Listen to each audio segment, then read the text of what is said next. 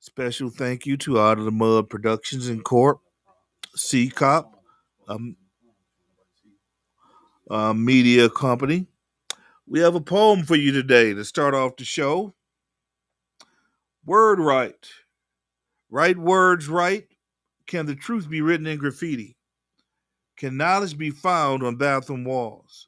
Can you change the world with poetry? Do you love to live life or do you live to love? Birthplace after apocalypse. Dawn is different.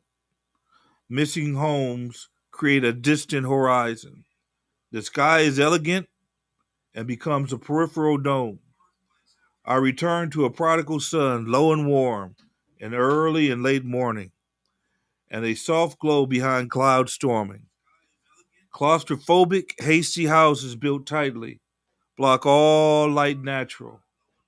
Once we were, always in city shadows.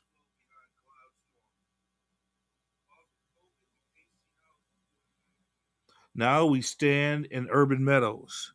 Ghosts of ruminations, memories and regret traded for sunrises and sunset.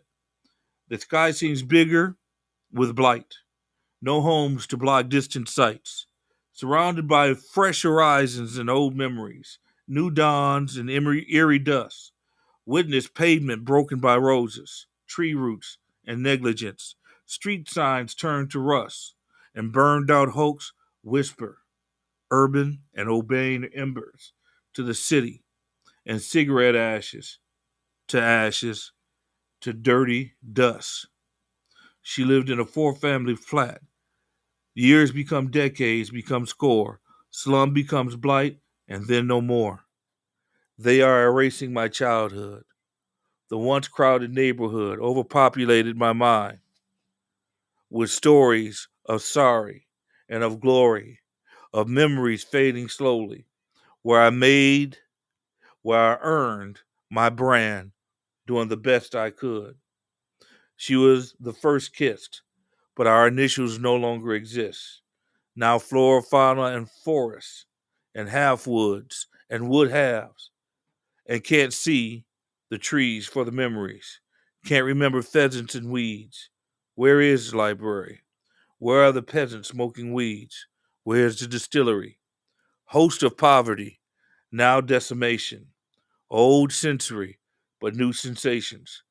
We attended the same elementary. Orchards and groves replace the pushers and hoes. Deer and toads return to the place that riots burned. I kissed her at the block party, over there, or was it right here, on the lips. I never forget. On the back stairs, we avoided her little sister's stares. As dope fiends leaned and auto plants closed, I played reach into her clothes without a care. As house fires burned, so did we. As years turned into decades, into score, we became her and I. But first loves and neighborhoods never die. We envisioned farmland in the ghetto. We prophesied love's demise. Who saw us go? Bright skies blue besides blight side bliss. Hotter than old Pompeii on a August and Saturday. Wetter than Atlantis during a rainy season mist. I trudged through years of ashes and fields filled with dials, shoes, kitchen sink. Rain touches my lips, and she is all I can think. She smiles and winks. All the houses and nests replaced with burrows and nests. We never saw the water boil or clock hands move. We danced close, but then steadily to different grooves. Far away and long ago, right here and now, I hold her near. Now, here and forever, then, there, and never. We smoked a stolen cigarette somewhere, jelly donuts from the bakery, dodging drunks on Shane and Mayberry. We found Bacardi at the adult party, and I held her hair in the shadows of a Catholic church at the edge of I 94. I pray and drive to find that birch with carved names and the words forevermore, soft lips, and my reflections in the bottomless hazel eyes. Love, sold, and other lies so old, at times worn and sepia stained, like missing persons pictures on the telephone poles. Where did the time go? How did the hood slow?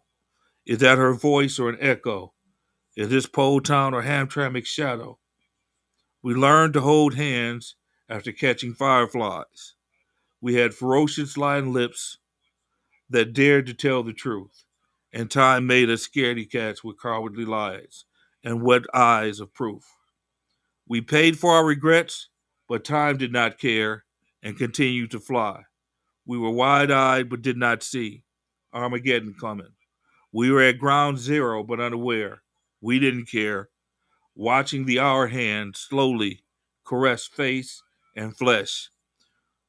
We held soft, young fingers and shared grins, and the nuns called it sin, but never saw the moment the water boiled or how dreams were foiled. Wrinkled skin, calloused palms, in need of oil, knuckles swollen from years of toil. This is not the urban landscape, distressed in disrepair as such. This is not the hand blessed with so much, with which I touched my first breast. I can't find where, but know the clutch of lust. My reach was received, I dared. November, I remember. But now, they are just cold embers, ashes, dust, and rust. I dreamed of growing wings, but can't imagine the missing. So well time and blight take the eternal details so well. Hell is for the old, where young memories are sold, for the ability to forget pain and regret is a bet against the first love and the seconds of time that become days, decades, and score, and become evermore and left behind. That becomes a fool's shame of not remembering why I let her go. This is Marcus Brown with ChessFrog OmniVersity, spouting a little poetry to you today. Big props out to Mr. Grundy, our producer extraordinaire. Big props to Out of the Mud Productions. ChessFrog OmniVersity in the house. We're going to talk a little bit about politics today. We have a major election coming up, and it seems like people are just being used for fodder. You've had issues come up in the last year that range from talking about Palestine, immigration, inflation, abortion, assassination attempts.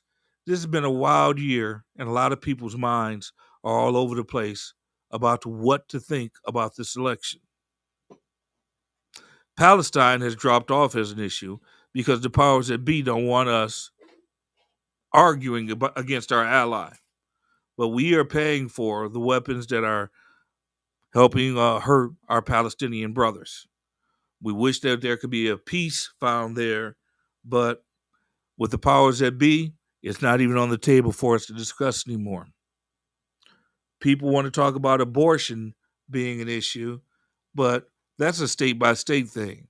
Most states have adjusted to what has happened at the federal level.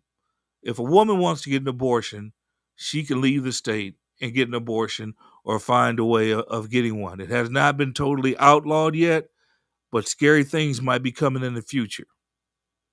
You have Heritage Document Project 2025 that talks about changing things majorly in this country.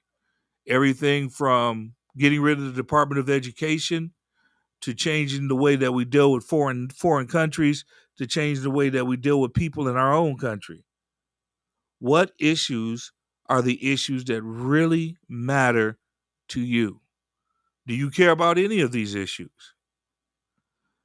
Are any of these issues actually practical for us to be caring about, or are they just some subtext or fodder for us to argue and chew on as we debate on who to elect? The issue of immigration to me is a joke. We know full well that if they want to stop the issue with immigration, they would start penalizing and fine those who are hiring all these immigrants. But those are the allies of the people that are against the immigrants. Somebody is paying for these immigrants to take jobs, etc. But what jobs are they taking? And are they jobs that Americans who already have citizenship want? That's the real issue. Sometimes we have to read between the lines. Sometimes we have to think outside the box. If we got rid of all the immigrants in America, how much would those grapes cost? We're already concerned about inflation. A bag of Doritos costs $5 and $6. Bottles of pop costing $4 and $5. Yeah, something's going on, and we need to read and dig deeper to find out the real cause and the real effect. Do we really want to get rid of those immigrants? Do we really want to pay $10 for a pound of strawberries? Do we really want to quadruple the price of certain things? Because is it going to be your children who are working in those fields? Is it going to be my children? Is it going to be any of our children? We allow this to occur. We want this to occur. We don't want to increase prices, but we don't want our children working out in those fields in the hot sun without OSHA regulated items in place like restrooms and water and so forth. So we need to be honest with ourselves when we start talking about discussing these issues. Is immigration really a problem, or is immigration saving us from paying a lot of money at the grocery stores? The easiest solution to me seems to be if you get caught hiring illegal immigrants, your company should be fined. If this is a real issue. But if it's not a real issue and just something for the public to stare at while the government does something else, then things are going to stay the same. People are going to still keep coming over the border. We're going to still keep paying a low price for our grapes and our fruit and other vegetation that gets picked. So we got to ask ourselves, what is the real issue? I think that we need to look at this election from more of a personal place and more of a place that takes into account what we feel and what we need. And what do we feel and what do we need? We need to look at our local area and say, hey, these are things I can impact. These are things I want to impact. What do you have a beef with here in the city of Flint? What would you change if you could change things? There's a lot of stuff hidden inside that we need to read between the lines on, that we really need to think about and talk about. I would say that the major thing that needs to be improved in Flint, we need to create a list of demands that people can agree upon, whether we're talking about politics, the police, or education. I say we prioritize education with this coming election and find out what candidate is talking right. The issues of cronyism, nepotism, and outright corruption downtown, that's a big chunk to try and bite off right now. I think it's more important right now that we focus on children and think about what educational demands we should make of the politicians that everyone can agree upon. Most people agree, whether they are conservative or liberal, that there should be some changes made to education. Education is not necessarily designed for its altruistic purposes of improving people's lives. Education is sometimes designed around social purposes. Whether we want to make sure that people get acculturated and blend in with American society, learn to read and write in English, whether we believe that education is developed in order to be a storehouse or babysitter for kids freshly kicked out of factories 100 years ago. You got to remember, you had 9 and 10-year-olds working in factories roughly 100 years ago, losing arms and limbs until someone intervened and stepped in and said, hey, kids should be in school. We need to have new labor laws, and we should be getting rid of child labor. Yeah, there's hypocrisy there, because it's usually child labor that puts together our iPhones. It's usually child labor that puts together our gym shoes, and we buy them up But as long as it's not happening in America, it's okay for us to exploit these children in other countries who are living and working in awful conditions. Today's world puts you in a situation where you're pretty much going to have to exploit somebody or get over on somebody in some way. It's not just about capitalism, it's about greed also.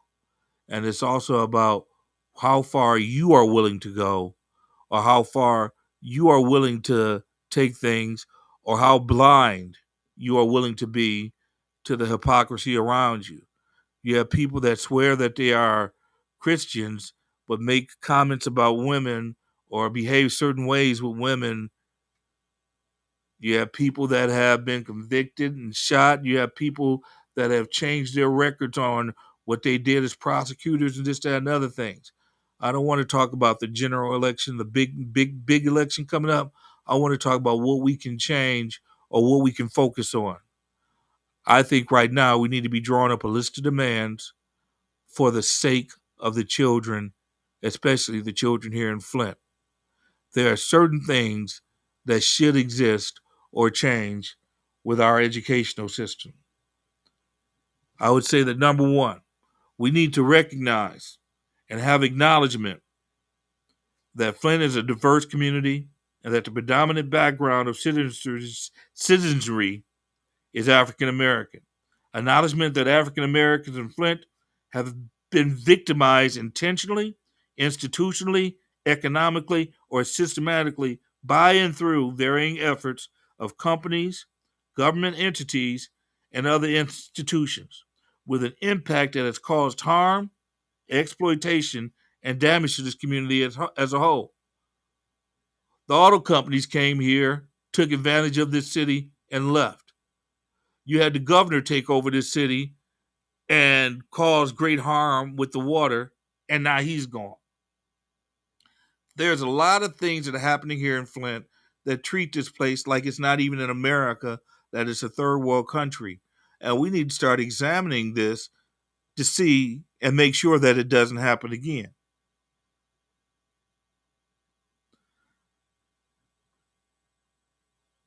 We need to end the status quo situation where blight, poverty, and crime, corruption, and indifference to the powerless and voiceless in our community is ignored.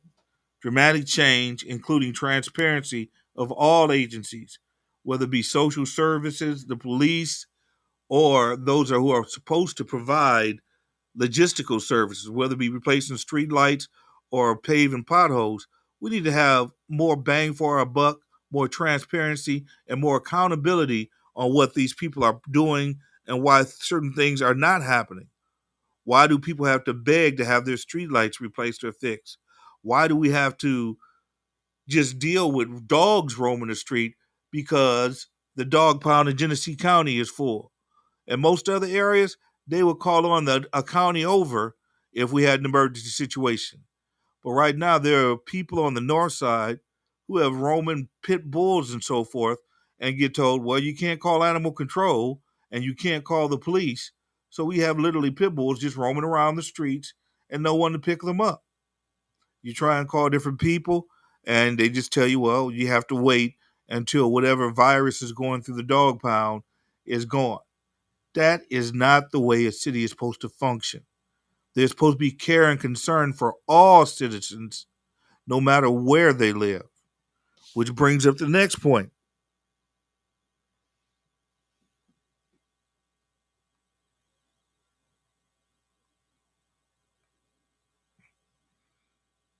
Support for students must begin as soon as possible. Just as drugs were dealt with by DARE and issues of sex are dealt with carefully in school health classes, when a student reaches a certain age and with parent consent, public services need to announce and warn children about guns, gangs, violence, and other contemporary issues that can and have detrimental impact on our children. The curriculum needs to go further. I will support teaching that is truthful and does not censor facts, as seen with current critical race theory debacle, where people don't want to teach the true history of this country and how racism impacted and changed the way that people are today. I support education that teaches young ladies how to protect and defend themselves in a world that is overly sexed. There are young adult issues, honestly, that are not being dealt with. Whether we talk about sexually transmitted diseases, whether we talk about violence or rape or other things, these things need to be addressed. Part of the school's issue is to make sure that children have a safe and healthy future. If we don't address certain health issues or certain issues in the community, then we're not really helping or serving these kids. There are strategies to teach young African American and Latinx males how to survive encounters with law enforcement. Just as I, as a parent of African American men, have talked to my children about how to deal with the police, shut up, be respectful, keep it pushing, file your complaint later. Don't lip off to them because you never know what's going on inside the minds of some of these people who have been in power and have not been measured or mentally assessed in a while. We need to teach our kids how to survive encounters with the police. I would say also there's an issue with the even distribution of resources in this city. If you live in certain parts of this city, you get taken care of. Just as weeks ago we were dealing with pit bulls roaming all over the north side, if that were to happen near the library or near City Hall or anywhere near downtown or where there is a predominance of economically advantaged white folks, basically, then we know full well that pit bulls would not be allowed to just roam the streets in this area or in certain areas. We know that certain areas get allocated more money to be dressed up and flowery. And yes, we want a beautiful looking city, but at some point in time, we got to help out those with cracked sidewalks, those who are missing streetlights, those who don't have certain resources or certain logistical things going on in their neighborhood. All the city needs to be fixed, not just the special parts or not just the parts where there's universities or affluence going on. We need even distribution of resources throughout this city. And short of that happening, then you have people that are not serving us who are holding political office. If your person cannot get your streetlights on, then maybe you should talk to a different person. Back to schools. We need to start creating schools that function like hospitals and meeting the needs of students. What do I mean by that? Right now, you have schools that look like factories, that look like prisons. And just like prisons and factories and schools are controlled by bells and schedules and people getting in line and people being in certain places to do certain things, that is not what a school should look like. It should not be one size fits all. Schools should look more like hospitals in that each child should be given an opportunity to excel or reach health or education as far as they can. Different children come in with different types of intellect. Some children are gifted in math, others in reading, and some in athletics. We need to acknowledge that there's a difference in the intelligence and that the way that children think. If we don't acknowledge this, we're doing a disservice to our children. We're feeding that standardized testing mode that says that suburban schools are better than urban schools. We're feeding that testing mode that believes that there's only one standardized answer to a question when sometimes there are more than one answer to a question or more than one way of doing things. We live in a world right now where these schools are being treated like factories, where these factories are not serving our children. You go out to a suburban school, they have internet, laptops, and the latest technology, and they're learning the latest things. You come to some inner city schools, you have books that are a generation over 25 years old still being used. You have schools that don't have computers with internet or with patchy internet at best. We still have schools that have not had water fountains replaced. Do you remember back in COVID when the superintendent said that every classroom was going to have an air filter? I don't think that happened. There was money that was allocated for that purpose, but not every school, not every classroom got those air filters. We need to start holding people accountable when they lie to us, whether that lie be about what the schools are going to be provided with or what the streets are going to be provided with. We need to start having some type of accountability system. Right now, we know that corruption is running rampant, cronyism is running rampant, and it's more important about who you know than what you know in this city. Going on with our list of demands.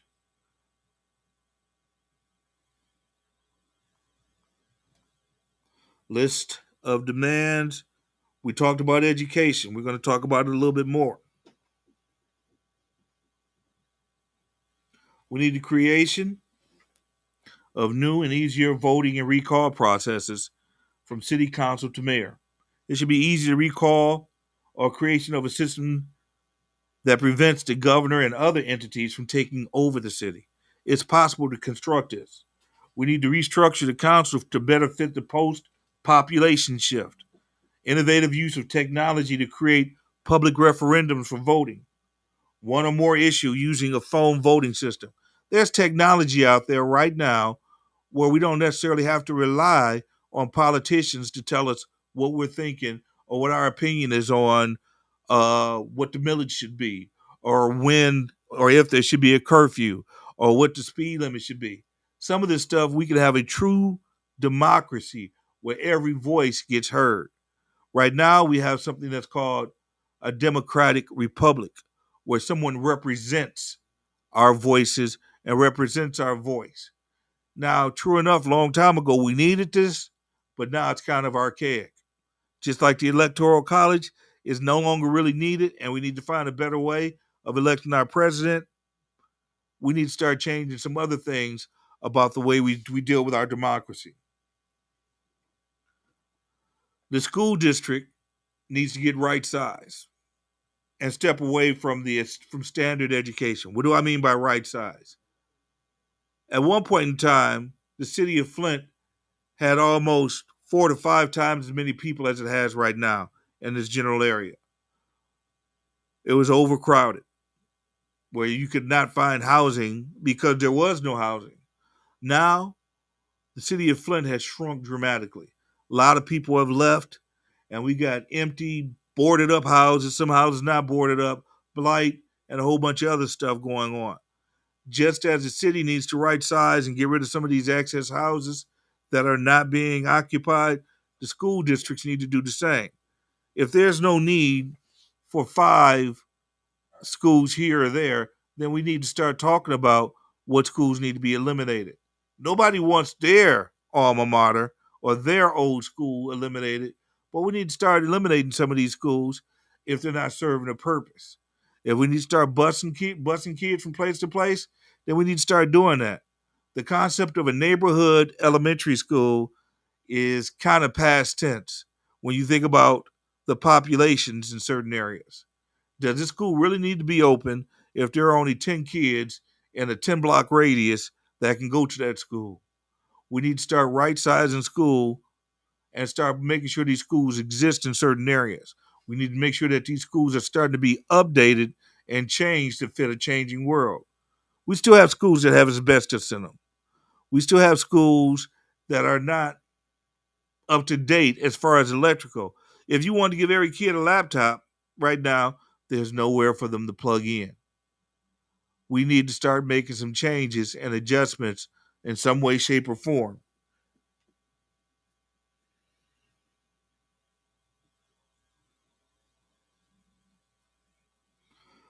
All right, next item on the agenda, we have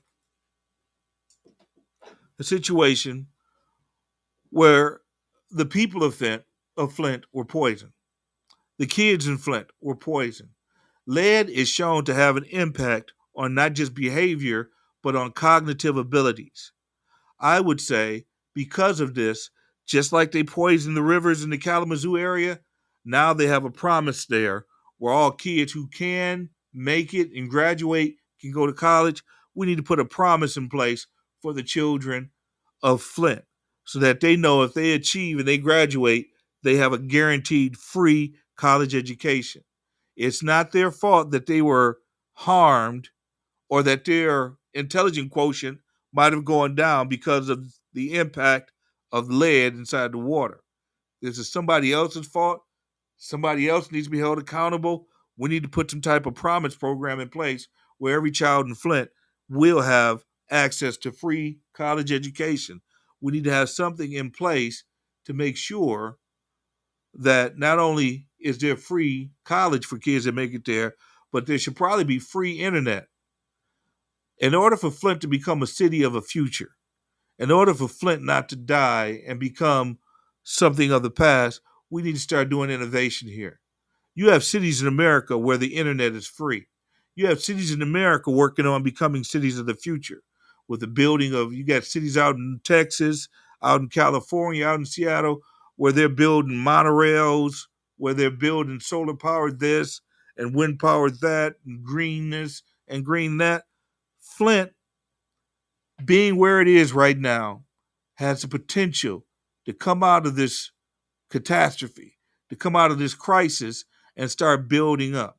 There's no reason why Flint can't take advantage of the Olympic opportunities. The Olympics choose cities sometimes because they are cities in need. When they built stadiums around Rio de Janeiro and down in Brazil, when they built stadiums in the Soviet Union and economically depressed places, Flint is primed to get the attention of the world and to host a potential Olympic by the year 2036. But if nobody wants to dream it or imagine it, it'll never happen. We need to start adjusting and saying, hey, we can do this. We have the infrastructure, we have the hospitals, we have the university, we have the universities, we have the population and the resources, whether it be stadiums or ice or snow for Winter Olympics or racing or whatever Olympics we can try and get here. We need to start saying, hey, what will make it feasible for them to want to hold the Olympics here in Flint? And if that is not a good way in order to change the direction by having us on a same goal, whether we're conservative or whether we're liberal, it will be to bring in businesses. It would be to make this place seem like an appetizing place. We've fallen, but we're going to get up. But we have to believe that, and we need to be on one page about what needs to happen. What changes need to occur? What blight do we need to get rid of? We need to be on the same page with that, and we need to start aiming inside of a direction that helps us out and that puts us where the world says, wow, a few years ago, Flint was in a lot of trouble, but the people there have a resilience to bounce back. If you believe that, if you know this to be true, then we need to be working on a mission to improve Flint, whether it be improving the schools, improving the infrastructure, improving the politics, and getting rid of some of this corruption and this lack of transparency. We need something different to happen here in Flint, and it takes all of us working together in order to start making that happen. And if we can't work together, if we're all on different pages about what the priority is, then we're going to have a problem. If we focus all the resources into one area of the city and not the rest of the city's going to keep falling apart. We need to make the land bank accountable. They're getting all these buildings basically for free from the county. We need to make sure that they are making a true effort to put people inside these houses, not just turning people away because they have the wrong credit score or turning people away because somebody else more affluent who lives outside the city wants to buy 100 houses or 50 houses at a time. The land bank is supposed to help the citizenry here. The land bank is supposed to work in conjunction with neighborhoods to say, hey, we want to put a priority on tearing down this house near the playground because we don't want kids playing in it. We need to put a priority on tearing down this building because it's falling apart. Right now, how many of you have ever been contacted by the land bank and asked what properties are a priority for you to get rid of here? I've seen the land bank tear down some houses that could have been saved. I've tried to buy houses to save them and was turned down by the land bank despite having the money. A lot of people have these type of stories, and it's something that needs to be worked on. as far as the land bank, making contact with different communities in different areas, saying, hey, we need to prioritize getting rid of that building and not this one. But sometimes the land bank just comes in and does what they want to do and doesn't have the transparency that they should. Education wise, back to that. We have a situation where the children of Flint are not being taken care of. There are two important books I think every person should read if they're concerned with education. One of those books is called Pedagogy of the Oppressed. Hold up, somebody asked. I thought Flint Promises for Flint kids. There is a Flint Promise out there, but we need to start guaranteeing that these kids make it out and through high school. If you look at some of these numbers here, it's atrocious. That's why they don't advertise the graduation rates if you go from ninth grade to 12th grade. We're not just talking about the kids that showed up for 12th grade. We want to make sure that all those ninth graders showed up and make it through. There is a promise. There is money out there, and the governor is paying for people post-COVID to go to school, but we need to make sure that that guarantee stays in place and doesn't evaporate. Every child impacted by the water crisis should have the opportunity, if they graduate from high school, to either get into a trade, a skill, or college. We need to start creating a new system for dealing with youth. You got to remember, lead not only has an impact on your cognitive and intellectual abilities, it also has an impact on your behavior.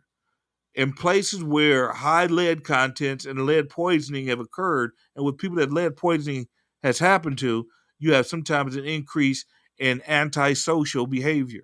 You have an increase in violence. Knowing that there's an increase in violence and that there's a situation where people's minds have been affected by this poisoning, we need to take that into account at a legal level. If somebody's been poisoned, do you just shoot them because they're acting crazy, or do you try and find out what's making them behave this way? We need to start looking at and analyzing our system and a way of dealing with things. I would say if you are involved with a nonviolent crime, That was B. Marie that asked the question. Or made the statement. I thought Flint Promises for Flint kids. B. Maria, I appreciate the question, but will that Flint Promise be around in 5 years or 10 years? This should be guaranteed for the rest of the life of the children that were here and lived through this poisoning. Right now, they still haven't gotten the water just right, so we still have a poisoning going on. And yes, it's true that we're not supposed to be drinking the water, but bathing in the water still allows some of that water to get into your system. And some of us don't have a choice but to use that water for bathing purposes. We need to create a new system for nonviolent offenders where if they return to school, where if they start doing community service inside this community, they can get lighter sentences. Right now, we're headed towards America where they talk about a school to prison pipeline. We're talking about America where people invest in prisons. Prisons are just a municipality that are run and controlled by the state. Sometimes you have private corporations who have an interest. And there have been judges who have been convicted for railroading kids and feeding young people into different prisons. There are judges who get paid. If anyone knows about the Dred Scott decision, part of the ugliest part about that Dred Scott decision was that judges got paid for sending African Americans back down south as if they were slaves or putting them back into slavery. Slave catcher catches someone, takes them to a judge. Judge actually got paid to send them back down south as opposed to saying, no, this is a free man versus this, that, another thing.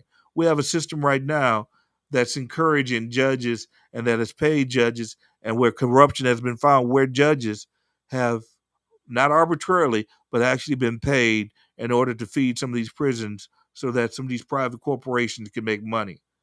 We need to create an alternative system where kids can either do community service or get their records expunged or be inside some type of special program to help them with whatever difficulty is causing them to be exposed to law enforcement. We need to start also thinking about what law enforcement is. Sometimes you might call the police, but you need a social worker, or you might need an ambulance driver, or you might need someone with a background or training to deal with different psychological issues. If you know somebody is mentally handicapped, you don't shoot and tase them. If you know someone is having breakdown because of their past or because of their military service or because they're going through certain things, you have to have that compassion and empathy. Right now, we have a system in place where we're almost colonized. A lot of police officers do not live inside the hood and don't have the same compassion as if we were kids down the street or if our children were their children. We need to change that some way. And maybe the changing that means we need to change some laws. Maybe we need to go back to having our police officers mandated to live in the city, our teachers mandated to live in the cities. Uh, Thank you, B. Marie. I'm glad you're agreeing with it. I mean, some of this is common sense. No, you violate my freedom of choice if you force me to live in the city. You don't have to live in the city, but you don't have to take a city job either. Before white flight, police officers, firefighters, and a lot of civil servants were required to live inside the city. When you relax that requirement, the tax base of the city left. So we're actually paying people downtown who might live somewhere else and pay taxes somewhere else. And that leaves us with a deficit because we got the jobs downtown, we got the jobs at the fire department and at the police department, but these people come from outside the community to come in and do enforcement. And when they come inside the community, they don't have the same love as they would for their neighbor's child. If these people lived inside of our community, there'd be more compassion, there'd be a better understanding, and there'd be different solutions and innovations in the way they dealt with crime and the way they dealt with education.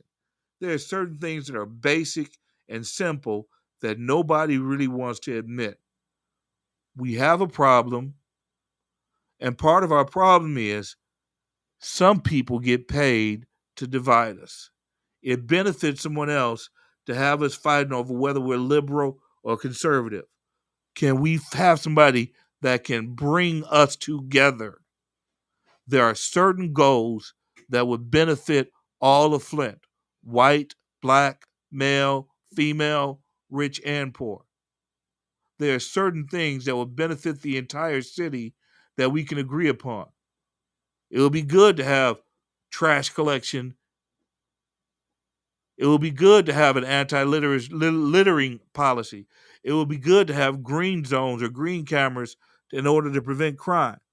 There are certain things we can agree upon, but there are people who benefit from having us argue and fight with each other. Question. What do you believe the benefit is of you being here out of the mud and being able to express yourself under your First Amendment constitutional right? Now, nobody heard what I said, so keep that in. My producer has asked me, what is the benefit of what I'm saying? What is the benefit of being on this podcast talking about this? I invite others to express their opinion. Out of the Mud Productions is a friendly, open place located right here on Saginaw Street, right next to where the Secretary of State is. I'm expressing my First Amendment right, and I'm sharing my ideals. You are welcome to do the same.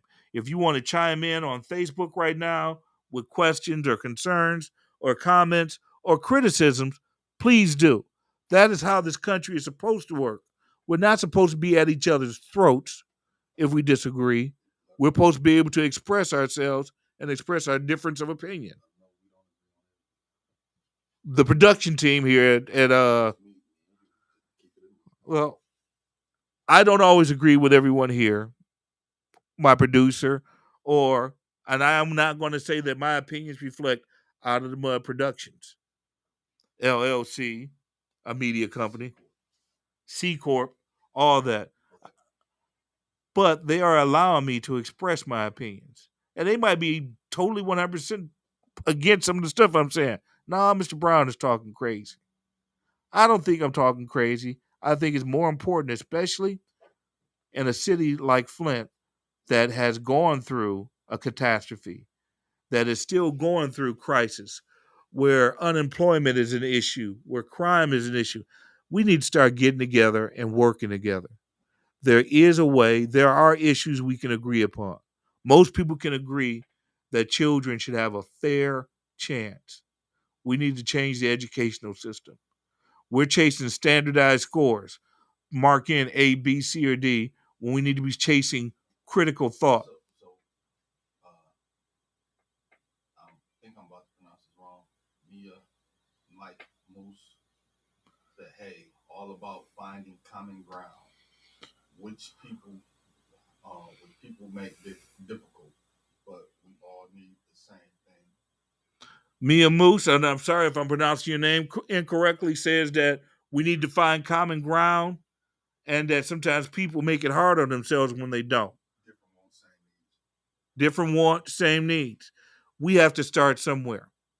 I say, you know what? Let's not talk about the police because that's one of them knee jerk issues that's going to set one group against the other.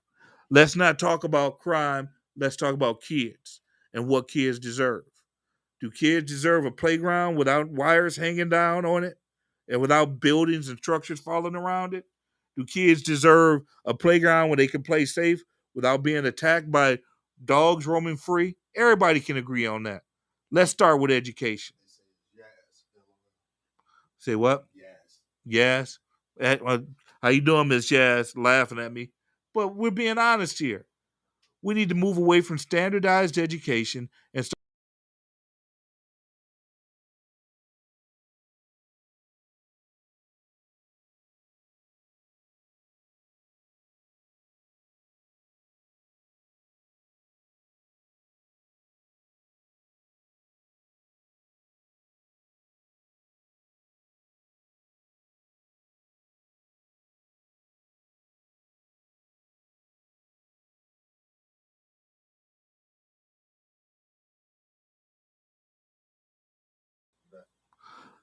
If we can look at this logically and we can find leadership that's willing to do things non-traditionally. Traditionally, they would have Democrat fighting Republican, conservative fighting this, young versus old, keep people at war, keep them divided, and they're easy to conquer. We must come together, one nation under a groove. And that what Parliament said? We need to find our groove. Flint needs to get its groove back. We need to be on one planet with one goal, one destiny to say, hey,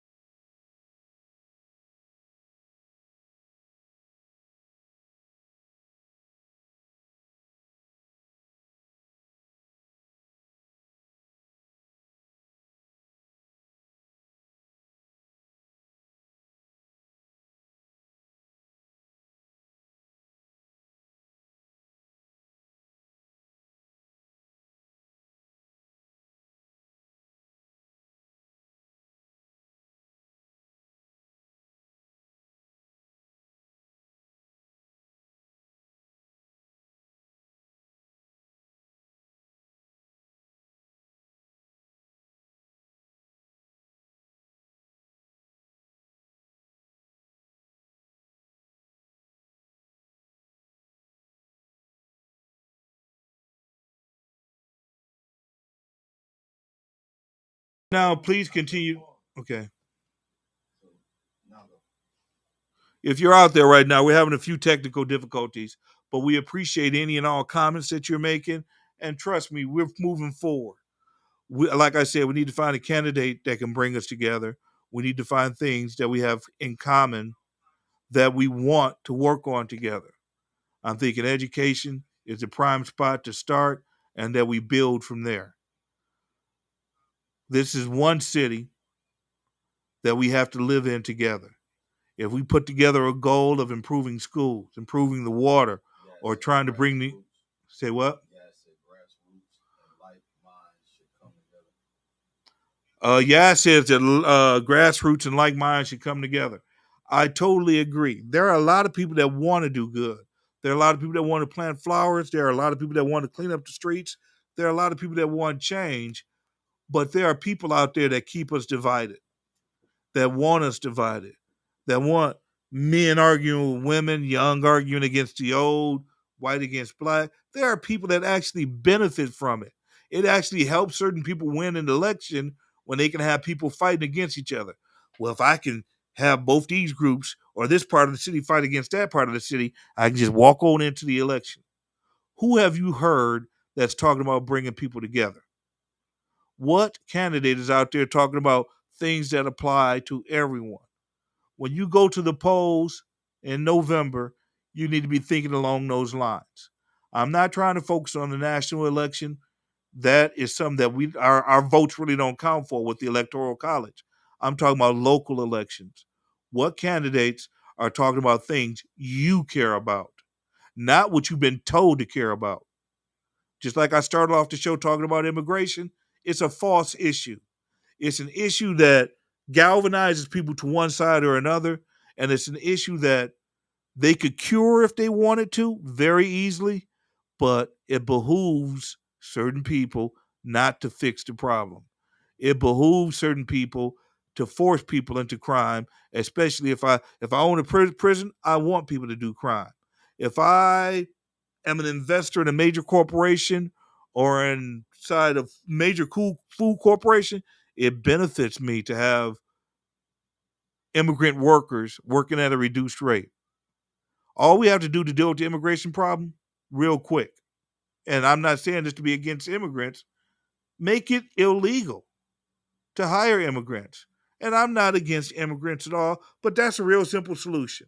You start attacking people inside their pockets, they will stop hiring immigrants. But the way our system is built, we have to have that immigrant population in our economy. We have to have that hidden economy in order for our machine to work. Nobody wants to pay $10 a pound for grapes. We have inflation. That is a major issue that's hitting people. People were saying, well, the price of gas was cheap then, and that now that potato chips cost 3 times as much or pop costs much more, that's an issue. Inflation is an issue, but you have to be honest and sincere with yourself. Yes, we live in a capitalistic country, but we have to give our brothers and sisters a working wage. Not everybody's going to go to college. Not everybody's going to be an entrepreneur, but we have to make it possible for a human being to provide for their children. We have to make it possible for wages to provide in such a way that people can feed their kids. It shouldn't be a decision about whether or not you're going to put gas in your car or whether you're going to feed your family. But some people are faced with that situation. This is not the wage we had back in the 1970s, not the wage that built the middle class in the country. We need to start doing something. But you say, hey, if we start increasing wages, we got to start increasing prices here and there. We did it before, we can do it again. If we figure out creative and innovative ways to work together, there are ways in order for people to live a living human wage. Short of that, we've pushed ourselves into a new form of slavery where people are relying on debt, where you have companies that are exploiting the poor, where you have different things going on where certain people don't get a fair shake from Jump Street. The beauty of America is opportunity. And I'm going to say, being raised as an African American from the bottoms of the economic social ladder in Detroit, I was able to achieve. Does everyone have the same skills or abilities as me? No, they might not, but I had an opportunity to achieve.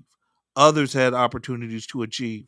We should allow the future children of America those same opportunities to either get an education, to start a business, to get a trade.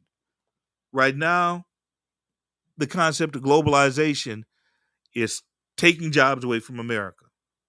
Capitalists will say, hey, I pay this one guy to build a car, I got to pay him $30 an hour. If I go south of the border, hey, I can get away with only paying them $5 a day. Which way is the capitalist going to go? Let's be honest. Are you going to buy those grapes that cost $1.99, or are you going to buy those $7 grapes? Some people can go to Whole Foods and pay $7 for grapes. Most people can't.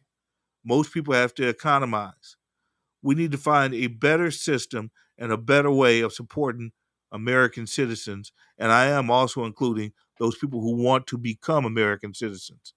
This country is built on the backs of labor, whether it be African American slave labor, whether it be immigrant labor that's not being paid enough and being paid under the table.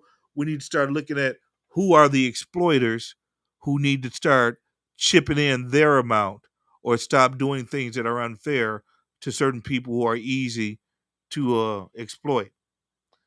I'm going to take a few more comments, hope some more comments come in, but I appreciate people listening today. I appreciate Out of the Mud Incorporated, a media company, a C Corp, for allowing me to speak my mind on this show. And I invite you to come find Mr. Grundy or Mr. Mayfield and talk about potentially sharing your opinion. So yeah, it says give everyone free food, shelter, healthcare, and water, starting with children, poor, and elderly. Yeah, it says that we should give free food, water, shelter, medical care, what else? Um, Healthcare, education, free to everybody. water, Water, say healthcare, shelter. healthcare, and shelter. Yeah, it says that. Part of the problem that we have as a system is you have people that feel that will be socialist, that will be communist in order to share the wealth or share things like that. We're not fighting communists anymore. The Soviet Union failed. We still have Russia, which has become an oligarchy and no longer a communist state. But we have certain socialist aspects of this country that are built in. Without some form of socialism, there will be no schools, there will be no roads, there will be no police, there will be no hospitals in this country. So we have to be careful because it's a semi slippery slope to balance socialism with our capitalist nature. We want to be a meritocracy where everybody earns what they have. But we cannot be so unforgiving in that meritocracy that we let our brothers and sisters and children slip between the cracks and go hungry or die in the street for need of health care. America is one of the most powerful and important countries in the world.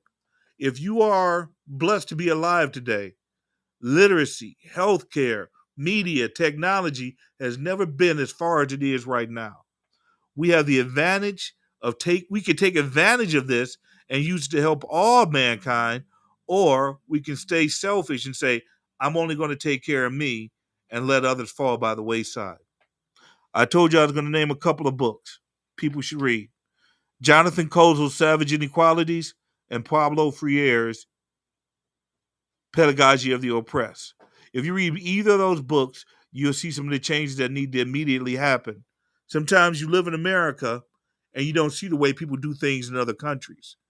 And instead of them having a standardized education, Freire advocated we educate the child, not the whole country at one time. Yeah, it said we are a wealthy and capable country. People have to work to provide for themselves and other unselfishly. Well, we have a strong country. We have people that work. We want to believe that we're a full meritocracy, but let's be honest. A lot of the wealth in this country is inherited. J.D. Rockefeller might have had the mind and the brilliance to do X, Y, and Z. Uh, some inventor or some writer might have had the mind to invent or do X, Y, and Z. But most of the wealth of this country is inherited. That means that a child, and I don't want to call out the Hiltons or anyone else, basically just inherited the money. They didn't do anything to build that hotel, But the way our country is structured, money gets passed down, whether the children deserve it or not. But just like you want your house to go to your children, you want your valuables and jewelry to go to your children. That's the system that we live in right here, right now. And the system is structured in order to try and bring in wealth and make the rich get richer and the poor get poorer, basically. We need to step beyond that. We need to look at ourselves as one people, as Americans, and make this the shining star of the world again, where there is a fair chance for everyone in this country, where some people are not designated to go to prison or fed into the prison system, where certain people are not allowed to get away with injustice because they have the money to pay for the right lawyers or whatever. There needs to be a rebalancing. And short of a revolution or a civil war, we need to have that rebalancing. Some people are advocating for war. Some people are advocating for a race war. Some people are advocating for a class war. Some people are advocating that change needs to happen. And I hope and pray that that change will be nonviolent. We don't need another January 6th in this country. We don't need rioting in the streets. We need people coming together in order to find one common goal. All right. At this time, I want to thank you guys again for listening. I'm going to end with a short poem, and it's called Words. Words, true words. Words are like shoes, they're just something to stand on. I wish you could be in my shoes, but you're probably so high you fall off and die. For you, words are definitely not shoes. They're weapons and tools and destruction, and your time is boring unless you're putting something down. What will we be if we believe what we read and smiled? That's just hiding a frown. Come now. Isn't life a little better with a pair of good shoes? 1986, Prince Rogers Nelson, B-side, Hello. Today's shirt is a Van Gogh with the cast tech under it. Peace, deuces. Y'all have a great day. Think about what I said. Think about expressing your mind with Out of the Mud Productions, located right here on beautiful Saginaw, right next to where the Secretary of State used to be. Deuces.